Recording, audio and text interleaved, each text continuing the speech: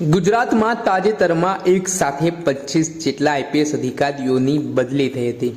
ઘટનાના સંદર્ભમાં વાત કરીએ તો ગુજરાતના એડીજીપી સીઆઈડી ક્રાઇમ બ્રાન્ચના વડા રાજકુમાર પાંડ્યાની પણ બદલી કરવામાં આવી હતી. આ સંદર્ભમાં છેલ્લા ઘણા સમયથી દલિત સમાજના નેતા અને વડગામના કોંગ્રેસના ધારાસભ્ય જિગ્નેશ મેવાણી આઈપીએસ રાજકુમાર પાંડ્યા સામે મેદાને પડ્યા છે.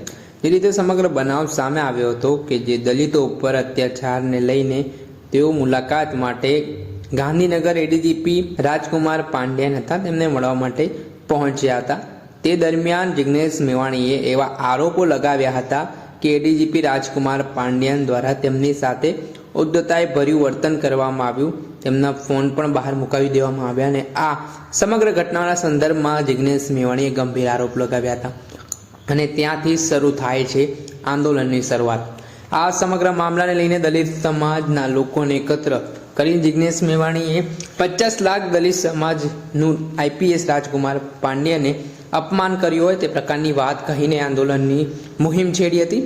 ત્યારબાદ રાજ્યના પોલીસ વડા વિકાસ સહાયની કચેરી ખાતે ધારાસભ્ય જિગ્નેશ મેવાણી દ્વારા વિરોધ પ્રદર્શન કરવામાં આવ્યું હતું. ધરણા યોજીને આવેદનપત્ર પાઠવી આઈપીએસ રાજકુમાર પાંડ્યા સામે કાર્યવાહી કરવામાં આવે તે પ્રકારની માંગ પણ કરવામાં આવી હતી.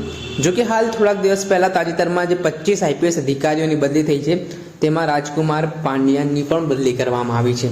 તેમાં આઈપીએસ રાજકુમાર પાંડ્યા જે હાલ સીઆઈડી ક્રાઇમ બ્રાન્ચના વડા હતા તેમને લો એન્ડ ઓર્ડર વિભાગમાં બદલી કરી દેવામાં આવતા હવે ધારાસભ્ય જિગ્નેશ મેવાણીની પણ પ્રતિક્રિયા સામે આવી છે. તેમણે આઈપીએસ રાજકુમાર પાંડ્યાની બદલીને લઈને શું પ્રતિક્રિયા આપી છે અને શું વાત કહી રહ્યા છે તે સાંભળી લો. ગુજરાતના તમામ ન્યાયપ્રિય લોકો, સંવિધાન પ્રેમી લોકો અને ખાસ કરીને ગુજરાતના 50 લાખ દલિતોને ખૂબ અભિનંદન. જેને સત્તાનો ખૂબ ઘમંડ છે, ઉચ્ચ આઈપીએસ અધિકારી હોવાનો જેનો બહુ પાવર છે અને જેના છેડા ગાંધીનગરના દિલ્હીમાં બહુ મજબૂત છે એવા રાજકુમાર પાંડ્યાને ભાઈ શ્રી હિતેન્દ્ર પીઠડિયા અને મારું અપમાન કરવાની જે કોશિશ કરી હતી એના પગલે ગુજરાતના દલિત સંગઠનોએ પોતાની એકતાના તાકાતનો પરિચય કરાવ્યો અને એનું પરિણામ ગઈકાલે એ આવ્યું કે આ રાજકુમાર પાંડ્યાને સીઆઈડી ક્રાઇમ માટે ખસેડીને એને લો એન્ડ ઓર્ડરના એડીજીપી તરીકે મૂકી દેવામાં આવ્યા છે. આ એક સફળતા છે અને હવે વારો નેહા કુમારીનો છે. મહીસાગરના કલેક્ટર નેહા કુમારીએ જે પ્રમાણે દલિત આદિવાસી ઓબીસી સમાજનું અપમાન કર્યું એની પણ ટ્રાન્સફર થશે, એને પણ સસ્પેન્ડ કરાવવાની છે અને એની સામે ગુનો પણ દાખલ કરાવવાનો છે.